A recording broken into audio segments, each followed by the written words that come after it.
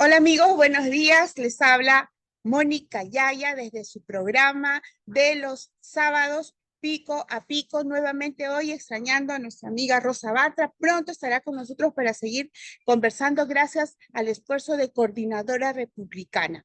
Hoy día vamos a tratar algunos temas rapidísimo en los 15 o 20 minutos que tenemos, que son temas siempre interesantes e importantes, pero nosotros aquí, como ustedes saben, le damos un punto de vista especial, distinto, auténtico, adicional a los que dan los demás noticieros a nivel nacional. Y vamos a empezar con el tema del señor famoso, mucho más famoso en estos días, Andrés Hurtado, más conocido como Chibolín. Me llama muchísimo la atención la forma en que se ha desarrollado la audiencia pública o la audiencia en la que el señor Andrés Hurtado y su abogado junto a la fiscal a cargo del caso estuvieron frente al juez, pero sobre todo frente a las cámaras a nivel nacional. Es la primera vez que yo veo un proceso prácticamente inmediatamente posterior a una detención preliminar en la que el acusado hace uso de lo que mejor sabe hacer, que es el show, ¿no? Y esto es parte del show. Me llama mucho la atención que el Poder Judicial haya prestado su infraestructura para este show que favorece sobre todo a Andrés Hurtado Chibolín y a las personas que están atemorizadas por lo que él pueda decir.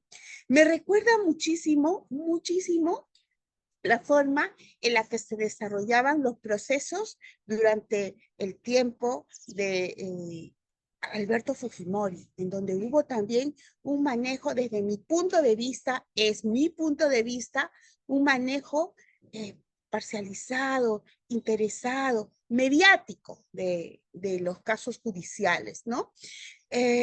Además de lo que ha señalado, que sufre de algunas condiciones que no son enfermedades, que tal vez dan lugar a desconcentración, ¿no?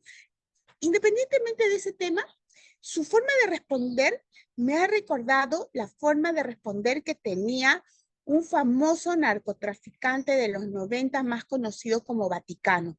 Para los jóvenes que tienen la amabilidad de vernos, Vaticano fue un narcotraficante detenido en el tiempo del gobierno de Alberto Fujimori, pero sobre todo en el tiempo en el que dominaba todas las investigaciones policiales y la política nacional, el señor Vladimiro Montesinos, el asesor de Alberto Fujimori. Vaticano, ese narcotraficante del que les estamos hablando, acusó al inicio a algunos personajes políticos de ser parte de su red de mafia y de corrupción. Pero en el momento en el que debía ratificar lo que inicialmente había declarado, simuló haber perdido la memoria.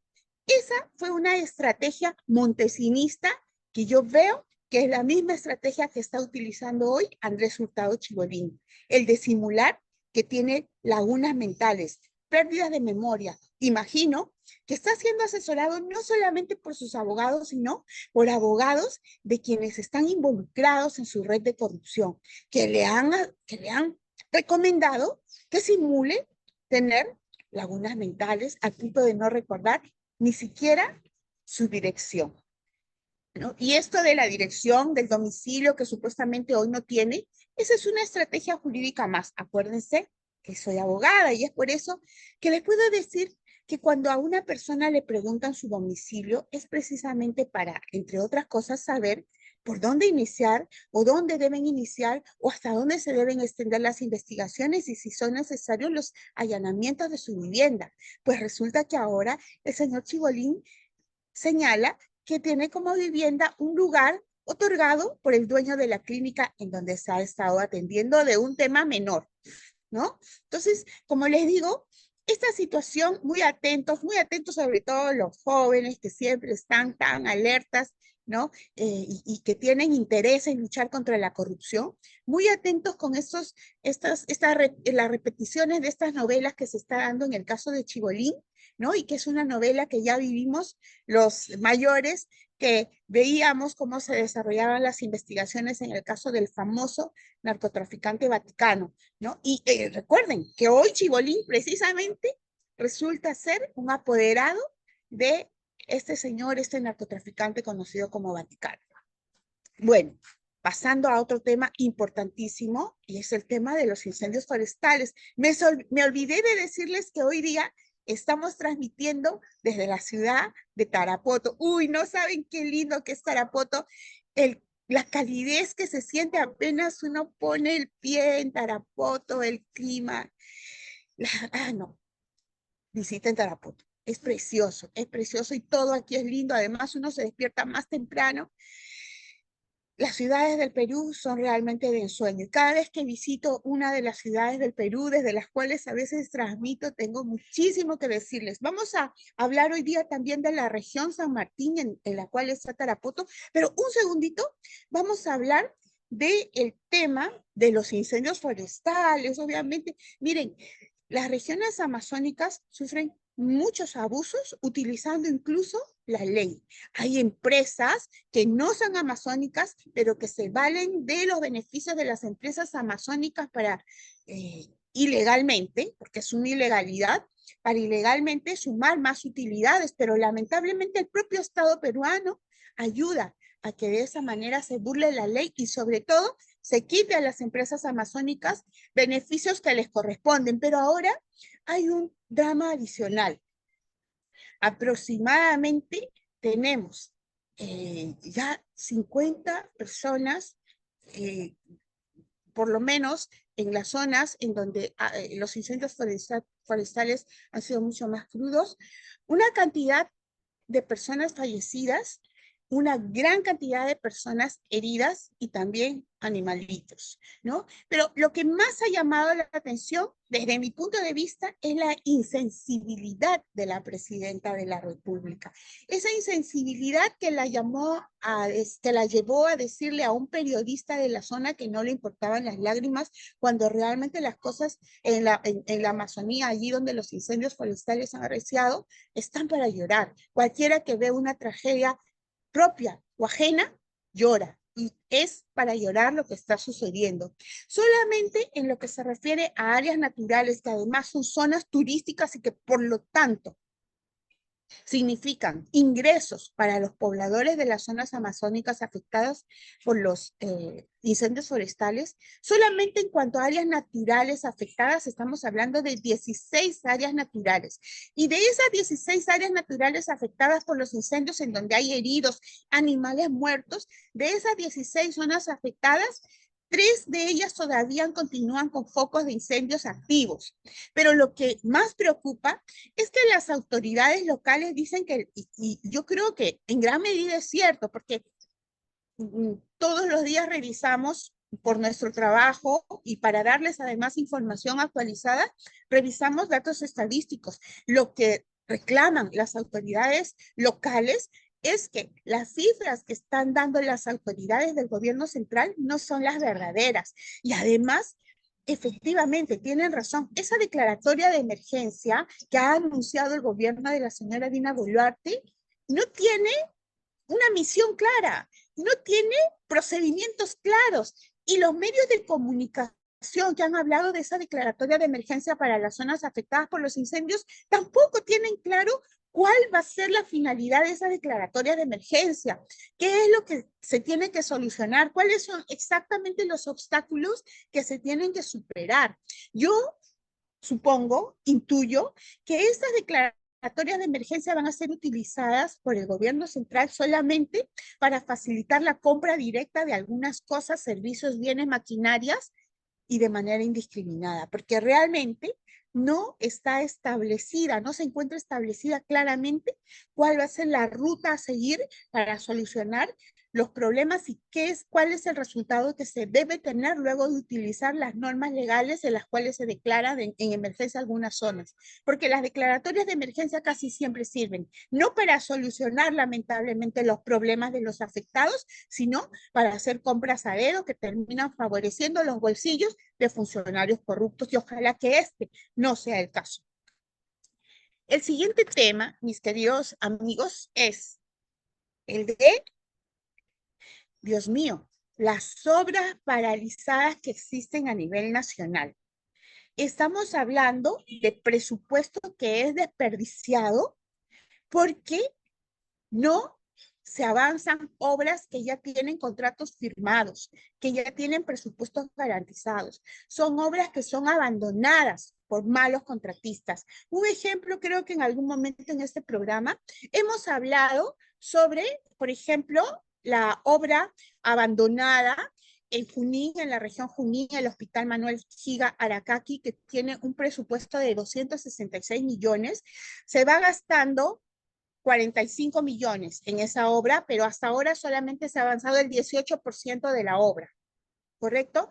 Esa obra que inicialmente tenía un presupuesto de 101 millones de soles, hoy tiene un presupuesto de 266 millones de soles. Se han pagado, como les decía, 45 millones de soles, pero la obra solamente ha avanzado un 18% y esa obra, de acuerdo a lo señalado por la Contraloría General de la República, no tiene futuro. ¿Saben por qué? Porque ha sido construida sobre un terreno que no es el que estaba señalado en el proyecto inicial. Por orden del señor Vladimir Cerrón, el prófugo protegido de la señora Dina Boluarte, esa obra fue construida en un lugar, o mejor dicho, el inicio de la construcción de esa obra está en un lugar en donde las áreas, las aguas, han salido a la superficie, aguas del terreno, aguas naturales del terreno, han salido a la superficie y están malogrando esa infraestructura. Es un lugar, de acuerdo a lo que dice Contraloría General de la República, en el que no hay ni siquiera presión de agua necesaria para hacer una construcción de la envergadura del Hospital Gigaracaki, ¿no? En consecuencia, esa obra nunca va a terminar de ser construida en el terreno en el que está y, sin embargo, se sigue gastando dinero en esa obra que hasta ahora solo tiene el 18% de avance. Pero aquí en San Martín también hay una preocupación enorme y tiene que ver con, por ejemplo, el mejoramiento de las vías de transitabilidad en distritos que unen las provincias de Picota y de San Martín, ¿no? Estamos hablando específicamente de caminos vecinales que unen los distritos de Ucuraca, Machugo y el Sauce, ¿correcto? Y Sauce. Esta obra, que está valorizada en 260 millones y que corresponde a la licitación pública número 11 del año 2024, es una obra que no puede iniciarse, entre otras razones, ya no solamente por la ineficiencia del gobierno regional de San Martín, que es el que no logra dar inicio a la ejecución de esa obra, sino que aquí ya tiene que ver el organismo supervisor de contrataciones del Estado, que fuera de los plazos establecidos ha decidido retrotraer el procedimiento de selección, retrasar el otorgamiento de la buena pro para el inicio de esta obra hasta antes de la presentación de las consultas y de las observaciones. Esto es terrible, esto es terrible. Esta es una obra que ya lleva muchos años esperando el inicio de su ejecución y supuestamente es una obra, de acuerdo al expediente técnico, es una obra que debería estar favoreciendo aproximadamente 3.000 habitantes. ¿Por qué los favorece? Entre otras razones porque les da trabajo, porque para la ejecución de una obra se necesita, entre otras cosas, mano de obra no calificada, que en el país nos sobra. Mano de obra no calificada, les está faltando empleo. No se inicia la ejecución de esta obra por un trámite burocrático dentro del OCE que debió ser resuelto hace muchos meses y no recién ahora cuando se estaba a punto de entregar la buena pro. Es una obra que además incrementa la productividad en la región porque une centros poblados, une zonas agrícolas, mejora la transitabilidad, el tiempo de llegada de un destino hacia otro o de un punto hacia otro, el del destino, porque además facilita en una zona de extrema pobreza, facilita también la entrega de la ayuda social. Y además favorece el turismo. ¿Qué está esperando el OCE, el Organismo Supervisor de Contrataciones del Estado? Por favor, cuando hemos denunciado actos de corrupción en licitaciones públicas en el OCE ha señalado que se deje que siga el proceso y que eso debe finalmente apelarse si es que alguien no está de acuerdo. ¿Y por qué en casos como este de tanta importancia y de tanta urgencia para los pobladores de la región San Martín y en este caso para los pobladores de las provincias de Picota y de San Martín, son tan importantes? Porque aquí OCE sí interviene. ¿Qué interés hay de OCE en obstaculizar el inicio, el otorgamiento de la buena pro para que se inicie finalmente esta obra? Aquí hay un jalón de orejas para el OCE y una alerta para todos los ciudadanos que tenemos que estar conscientes de la forma en la que se usa nuestro dinero, amigos. Yo tengo mucha esperanza en los jóvenes, yo confío muchísimo además en esa capacidad que ellos tienen de multiplicar la difusión de la información, porque es nuestro deber. No somos funcionarios públicos, no somos congresistas que dicho sea de paso, los que están ahora no hacen su trabajo. No somos congresistas, pero somos ciudadanos. Y lo que se usa mal en estos casos es nuestro dinero, que es el que pagamos con nuestros impuestos. ¿Correcto? Entonces, tenemos que protestar. Hay gente a la que no le gusta que protestemos contra la corrupción, que dice, silencio, deja trabajar a la presidenta. Oigan, esa presidenta nos está robando. No de la nada salen esos relojes lujosos que ella usa. Finalmente, mis queridos amigos, quiero aprovechar su amabilidad para enviar un saludo. Ayer, 20 de septiembre, mi partido, el Partido Aprista Peruano, cumplió 94 años de fundación. Les envío un abrazo a todos mis compañeros inscritos y no inscritos en el Partido Aprista Peruano, y tenemos que seguir trabajando contra la corrupción y a favor de la democracia. A quienes nos escuchan, yo quiero decirles algo. Estamos en un momento de crisis moral. Miren, este caso de Chibolín involucra a jueces, a fiscales, a políticos, a cúpulas políticas de muchos partidos políticos, ¿no? Disculpen la redundancia. Involucra a abogados. En estos momentos deberían estar investigados todos los que pasaron por ese set de Chibolín. Nadie puede hacerse hoy el tonto porque nadie ha estado allí gratis. Ha sido siempre a cambio de algo. Yo creo, amigos, y se los digo porque normalmente como estudio, ustedes habrán dado cuenta, las licitaciones públicas denuncian los actos de corrupción, pero hay quien dice, no, silencio, deja trabajar a la presidenta. Esta presidenta nos está robando, y a nosotros como ciudadanos, sin ocupar y sin aspirar a ocupar ningún cargo público, nos corresponde hacer las denuncias correspondientes, porque gracias a la corrupción hay mucha gente que muere en las puertas de los hospitales. Hay muchos niños que no tienen agua potable. Entre esas obras paralizadas, por ejemplo, en la región San Martín, me estaba olvidando de decirles, hay una obra, por ejemplo, de 145 millones de soles que tiene 1% de ejecución desde el año 2013 en Tocache, que es para la instalación de los servicios de agua potable. Son 148 millones de soles inutilizados por la ineficiencia, por la insensibilidad y por la corrupción, porque a veces no se entrega ni siquiera la buena pro, o el contratista simplemente abandona la obra cuando los propios funcionarios públicos le piden más coimas. Y esa es una de las razones por las cuales muchas obras públicas se abandonan, o quizás porque simplemente le otorgaron la buena pro a un contratista que no era cumplido, que era incumplido. Y estas cosas afectan a los pobladores del Perú, afectan a nuestros niños. Cuando no hay agua potable en una zona, los niños sufren diarreas, anemia, no tienen los nutrientes necesarios para gozar para poder absorber todos los conocimientos que se les pueda impartir en los colegios públicos, y por lo tanto no podrá posteriormente tener un empleo digno como para mantener a su familia. Es por eso que nos corresponde a los funcionarios luchar contra la corrupción.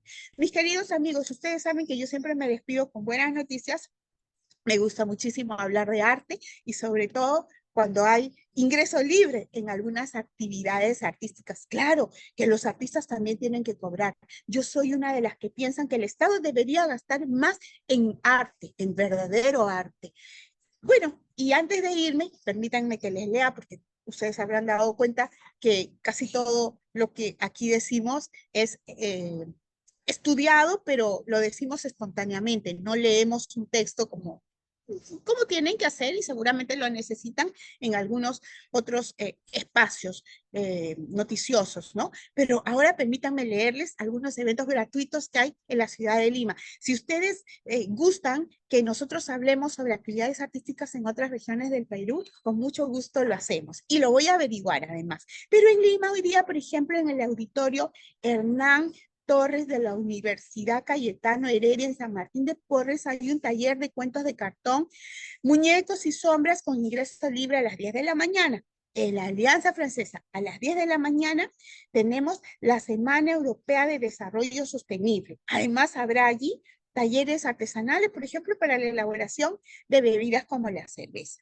Y en el Parque Reducto de Miraflores tenemos también la esquina musical. Ah, pero miren, además en el auditorio del Británico en San Miguel hay teatro familiar. Sherlock Holmes y John Watts, el misterio de la joya. ¿Por qué les leo estas actividades con ingreso libre? Porque yo espero que me estén viendo las familias cuando yo tenía a mis hijos pequeños. A veces no sabía dónde ir. Ahora hay más información y es la que con mucho cariño les transmitimos. Pueden ustedes buscar mucho más, lógicamente, en Internet. Hoy día les envío un abrazo grande desde Tarapoto. Estoy muy feliz de estar aquí.